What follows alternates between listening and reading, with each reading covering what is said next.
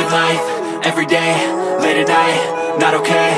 All I want, and I pray, all I need are some better days. Fuck me, I'm looking in the mirror, so foggy, but I've never seen clearer. I don't really think anyone can save me, and honestly I'm not really sure I want saving. I like to be my own worst enemy. There's no risk if you don't try at anything, so I'ma just keep buying everything. See you in the next life, have to be a better me. Good day mga idol, nandito po tayo sa Premium Bikes. Located siya along MacArthur Highway, Banga, Mikawen, Bulacan, upang mag-update ng isa namang scooter ng Honda, ang Honda PCX 160. At ito ang kanyang bagong kulay, ang matte red. Tara at samahan niya akong tignan. Let's go!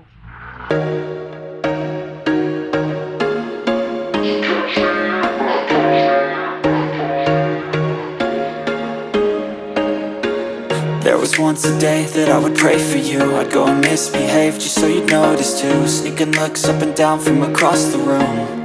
And damn, what a hell of a view. I feel good, you look great, I like you, I can't wait. A first time, a first date. You're so fine, I'm so late. You sip wine, I drink straight. Don't waste time to my place. I feel Ito ang Honda PCX 160 ABS version na may bagong kulay na matte red. Sa unahan ay may malaking visor for aerodynamics na may Honda logo. Equipped siya ng Honda Selectable Torque Control or HSTC.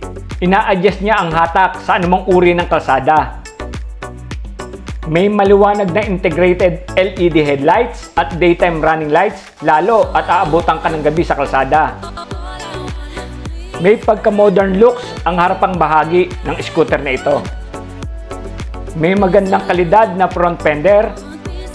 Equipped siya ng ABS o anti-lock braking system, dagdag safety features pag tayo ay nagra-ride. Naka-telescopic ang front suspension. Sa kanyang braking system, naka-single hydraulic disc brake with dual piston caliper. Tulad ng nabanggit ko kanina, ay ABS equipped na rin siya. Samantala, pagdating naman sa sukat ng kanyang gulong sa unahan ay 110 by 70 by 14. Tubeless na siya mga idol. Maganda rin ang design ng kanyang cast wheel. Sa unahang gilid ay makikita ang mga curved edges na lalong nagpaganda sa forma ng motor na ito, na sinamahan pa ng kulay black sa fairings nito. May mahabang footboard with rubberized matting na magagamit ng mga paa natin, lalo na sa mga long rides o kahit na rin sa mga daily rides. Maangas talagang tignan ang isang motor pag naka-naked handlebar, kagaya nito, na may Honda logo pa sa ilalim. Sa kanang bahagi ng handlebar makikita ang stop and start system, hazard at push start button. Sa bandang kaliwa naman ng handlebar makikita ang high and low beam, horn at turn signal switch. May malaki at malinaw na fully digital panel kung saan makikita ang lahat ng impormasyon habang nagpapatakbo ka ng motor. Nakakilis with answer back key. Sa tabi ay makikita ang seat at gas lid opener. Mayroon na rin pala siyang anti-theft alarm. May 8.1 liters na gas tank capacity. May left side pocket with cover. Sa loob makikita ang power outlet, pang-charge sa ating mga gadget habang nasa biyahe. May malapad at malambot na upuan na napaka-komportableng sakyan na sinamahan pa ng two-tone color na black and gray. Napaka-premium tignan. Tsakong mag-i-enjoy rin ang inyong OBR sa pagsakay. Makapit siya sa anumang klase ng tela ng pants. Malapad din at may kalakihan ang kanyang grab bar. Sa magkabilang gilid ay naka 3D emblem ang salitang PCX 160 na nagbigay ng eleganteng datingan. May pagka-premium talaga pag naka-emblem kumpara sa decals. At makikita rin natin ang malapad na rear fender. May malaki at maliwanag na LED integrated taillights.